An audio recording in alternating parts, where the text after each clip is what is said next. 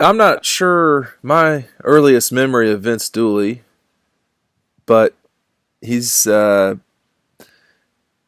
was a heck of a influence at Georgia over 40 years of time in Athens. Most known probably for his time as football coach. And this Saturday, he will have the field at Sanford Stadium named after him. This is Dean Legge, joined with Matt DeBary, another riding home. This time to talk about Vince Dooley, a guy who is going to be 87 soon, and Matt, a guy who had a tremendous amount of influence not just on Georgia, but on the SEC as well as college football, period. Yeah, obviously the biggest head coach in Georgia history, over 200 wins, national championship. But I think his biggest thing, or one of his biggest things, was making sure Herschel Walker signed with the University of Georgia. You know, we didn't have the .coms back then, but recruiting was still a big deal. People kept up with it, and he was the top high school prospect in the country. I think he tells the story all the time about Clemson and going into the military and all this. But Vince Dooley was able to keep him and uh, rode him to a national championship and three straight SEC titles. But he does mean more, to Georgia than that. He was a longtime coach, went to obviously became the athletic director and just did a whole lot for the SEC and college football in general. So big honor for Vince Dooley. I know a lot of Georgia fans are going to be going to the game for this reason against Murray State. So it'll be a nice time at Sanford Stadium. I'm sure they'll have a big presentation for him and all that. But again, big day for Georgia football and big day for Vince Dooley, who absolutely deserves this honor. I often think that there's a lot of political stuff that's involved in this move. I think that Kirby being the head coach really has opened the door for this to happen. I don't know that Kirby had anything specifically to do with it, but I really do think that that and Mark would have been all for it. I mean, Mark Richt would have been all for this, and probably would have a long time ago. But the politics of this are complex. Needless to say, over time, I've always felt like Georgia a little bit under celebrates what they have accomplished, what they've done over time.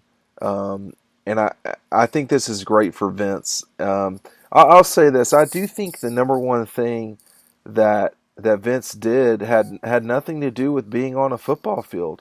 He and Georgia were plaintiffs with the University of Oklahoma and Penn State in 1984 on a decision regarding college football and television, and I mean, it has to be called a landmark case at this stage. The Supreme Court felt that the NCAA was restricting its member institutions from being able to be on television more often. And here we are, however many years later that is, 35-ish years later, and we've just had the ACC network, we have the SEC network. Obviously, CBS and the SEC have been in cahoots forever. Notre Dame and NBC have been partnered since 1991, I think it was. So the explosion of college football, the explosion of growth of finances in college athletics, and the importance of football and the importance of college athletics has grown. And Vince had at least something to do with that, if not a lot more. And I mean, I want you to comment on that, and then I'm going to take us on another tangent, Matt.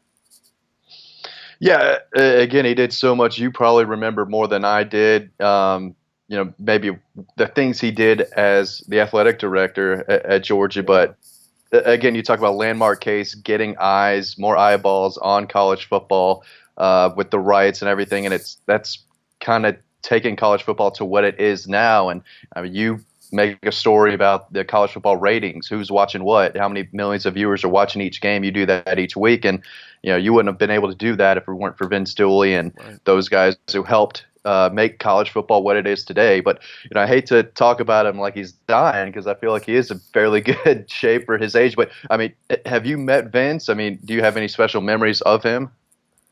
Well, when I started Dog Post in 2000, well, it was really 2000.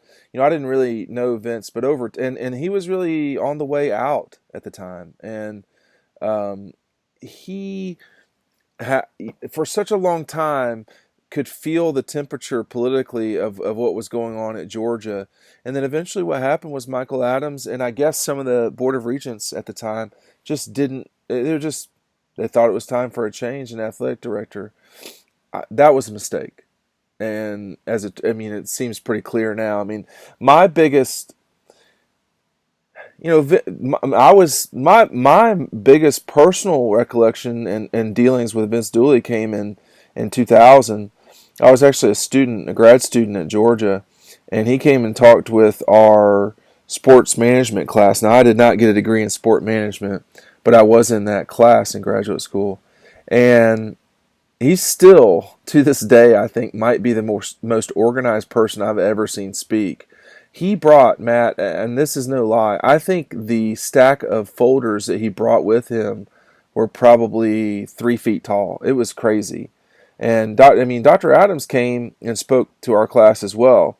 But when Vince talked, he said he wasn't sure if he should have fired Jim Donnan at the time. He wasn't as certain that he was doing everything right. But I think Vince allowed there to be, and there was an atmosphere that was created where championships were either expected or they basically got out of the way. Now, the two sports that struggled the most in the time that Vince left from football were football and basketball.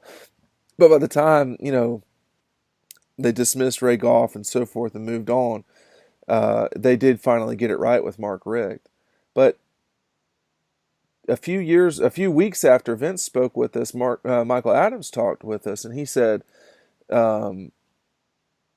there are five of the most important people on campus are the president, the provost, the dean of students.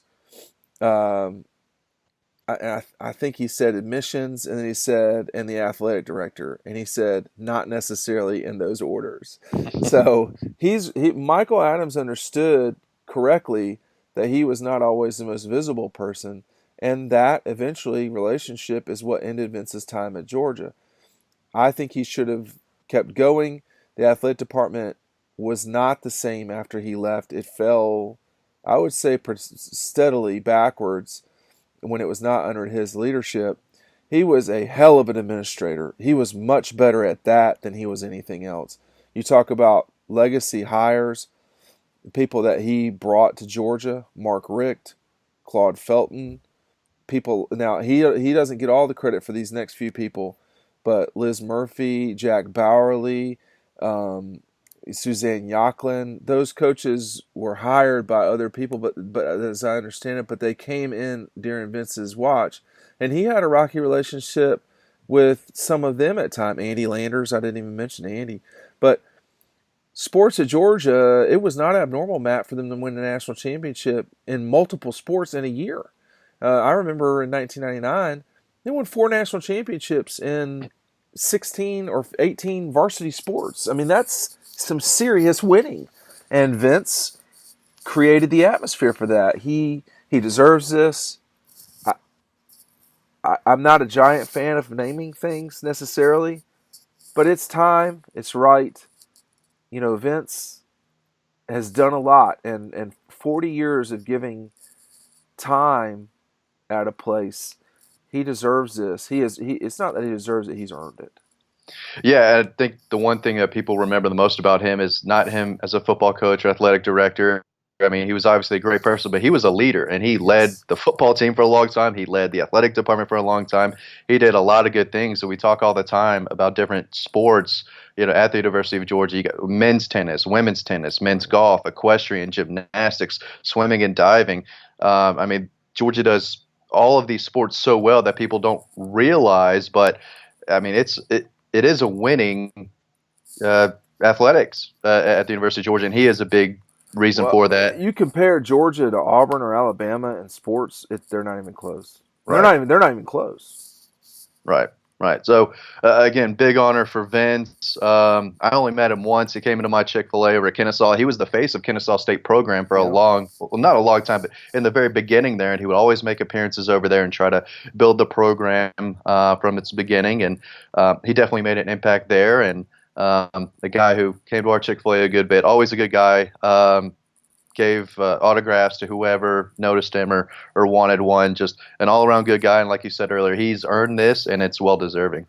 I think though honestly, and it probably is not the way Vince wants to be remembered necessarily, but I do think that the TV thing is as important a thing has occurred during his watch, and it wasn't necessarily his doing exclusively, but that had a monumental shift in college athletics. The other thing that Vince did, and this is not something that's talked about a lot, but he was the pioneer in coaches shows, and that just didn't exist.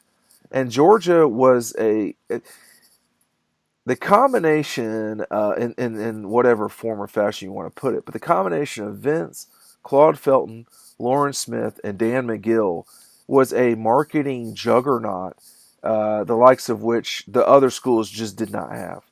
I mean, Florida, South Carolina, even Tennessee, with all of its passionate fans, didn't have the connection. Connection probably. Georgia understood that there was more out there than just the people who showed up on game days, and they marketed to that. And they made certain that Larry Munson was in the booth because he was critical at the time. Munson would drive Vince crazy at times with his negativity, but all in a way, the Georgia that I grew up with is slowly fading away. And the head coach now at Georgia is a guy that's my peer. I mean, we were in school at the same time, literally. Yeah.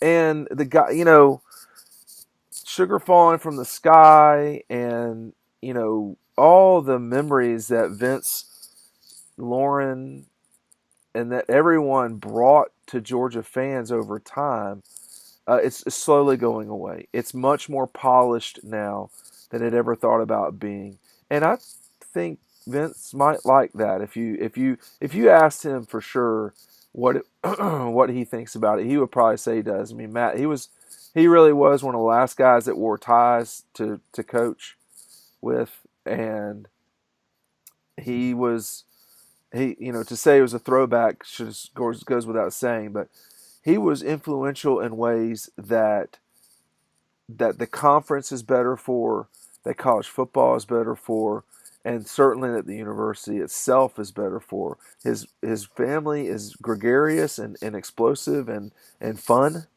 and he deserves this. He's earned it for sure. I think most college football fans, especially the young ones, just remember him as the old Georgia football coach who won them a national title. But I do think it's important for a lot of these younger college football fans to realize what he did. And on Saturday, when this happens, it might get 5, 10 seconds on Sports Center, and people say, "Oh yeah, that's the Georgia coach, this and that." But like you said, he did do so much, not only for the University of Georgia, but for college football in general. And hopefully, some of these younger fans and fans just across the nation that aren't specifically watching Georgia every week will either learn that about him or just acknowledge it. So yeah, really big deal for Vince, and well earned. Yeah, I can't. It's hard to say enough about him. I didn't know him personally, sort of the way that Claude and Lauren and folks like that do. I don't know Vince, but he was influential for those of us who grew up in the state. I mean, he probably would have been elected had he ran for governor. Had he run for governor in the '80s.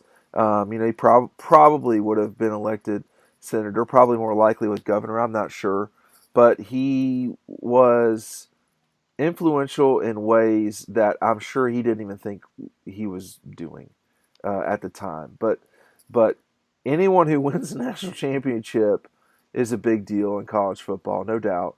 But anyone and someone who won, I think it's 6 conference championships, recruited and played the greatest football player ever in college football history. His best win, though, Matt, was probably the Cotton Bowl after the 1983 season, 10-9 over Texas, denying the Longhorns a national championship. That was a team without Herschel. That was a team that narrowly lost to Auburn and tied Clemson, I think. But they were a heck of a team, and they stopped Texas from winning the national championship, and that allowed Miami to win their first national championship ever that season. Helen Schnellenberger and so forth. I'm almost certain I got that right, but that win specifically over Texas in the Cotton Bowl. What time is it in Texas? It's always 10-9. Um, that was devastating for Texas. They had gone some time without winning a national championship, and would go still some time more without winning a national championship after that. So that was probably his best team. Any memories at all from the '80s, from when you were very tiny, Oh, me? or Well, I just was. even looking backwards? Better yet. I mean, you see just the games he played in. You know, they didn't beat Penn State or Pittsburgh, but Yeah. you see those games all the time on Sports Center. You know, with Dan Marino and making that big pass. But I mean, you see Georgia in all these big games. It was 1980. That was the great year, but he played in a lot of big time games before then and after that too. But Georgia fans talk about Georgia's RBU, the running back university, and that started with Vince. Not only did he get Herschel to come in, but guys like Rodney Hampton, Keith Henderson, Tim Worley, I think Yeah. came after in the late '80s, and it kept going from there. So he won in the '70s. He obviously won in the '80s, and really kept this thing going as far as he could. So again, there's so much we could talk about him, and we could probably continue to keep talking about him more and more. But definitely want to acknowledge what's happening this weekend on Saturday, and then go from there. But No this is doubt. a really big deal. Vince was a legend, and he's not passed away. He's still got time left for sure. He's a fighter now, but he has earned this, and I know that I'll be happy to watch this when it happens. Thank you for joining us. Go over to dawgpost.com, dawgpost.com. Got more on the Murray State game, as well as more on Vince Dooley and his career, as well as his legacy at Georgia. Dawgpost.com. Thanks for listening to Riding Home.